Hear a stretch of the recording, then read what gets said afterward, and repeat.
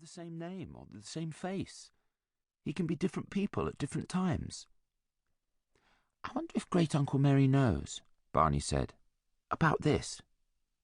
He stared at the glass case and the small, lonely black plinth inside.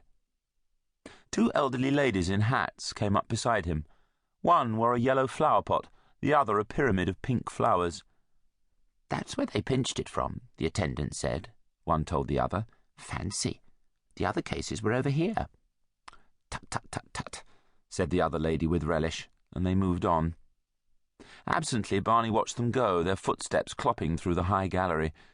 They paused at a showcase over which a long-legged figure was bending. Barney stiffened. He peered at the figure.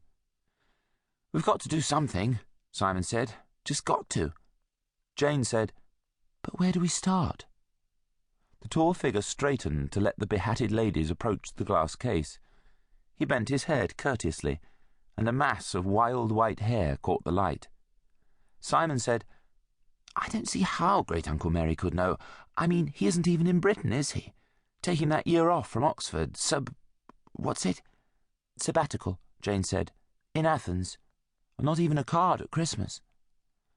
Barney was holding his breath. Across the gallery, as the crime-loving ladies moved on, the tall, white-haired man turned towards a window. His beak-nosed, hollow-eyed profile was unmistakable. Barney let out a howl. "Gummery!" Simon and Jane trailed blinking in his wake as he skidded across the floor. "Great-Uncle Merry!" "Good morning," said the tall man amiably. "But Mum said you were in Greece." "I came back." "Did you know someone was going to steal the grail?" Jane said. Her great-uncle arched one white bristling eyebrow at her, but said nothing.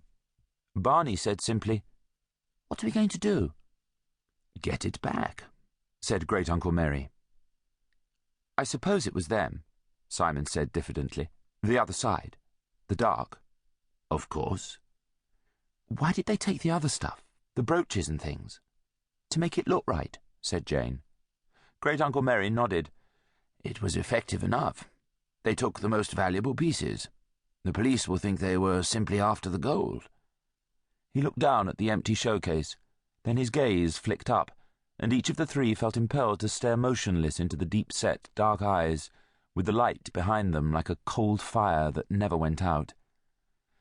"But I know that they wanted only the grail," Great-Uncle Merry said, "to help them on the way to something else. I know what they intend to do, and I know that they must at all costs be stopped. And I am very much afraid that you three, as the finders, will be needed once more to give help. Far sooner than I had expected." "Shall we?" said Jane slowly. "Super," said Simon. Barney said, "Why should they have taken the grail now? Does it mean they've found the lost manuscript, the one that explains the cipher written on the sides of the grail?" "No," said Great-Uncle Merry. "Not yet." "Then why—" "I can't explain, Barney." He thrust his hands into his pockets and hunched his bony shoulders.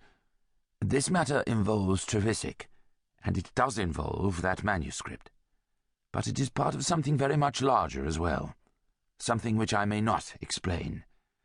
I can only ask you to trust me, as you trusted me once before in another part of the long battle between the light and the dark, and to help if you are sure you feel able to give help, without perhaps ever being able fully to understand what you are about." Barney said calmly, pushing his tow-coloured forelock out of his eyes, "That's all right.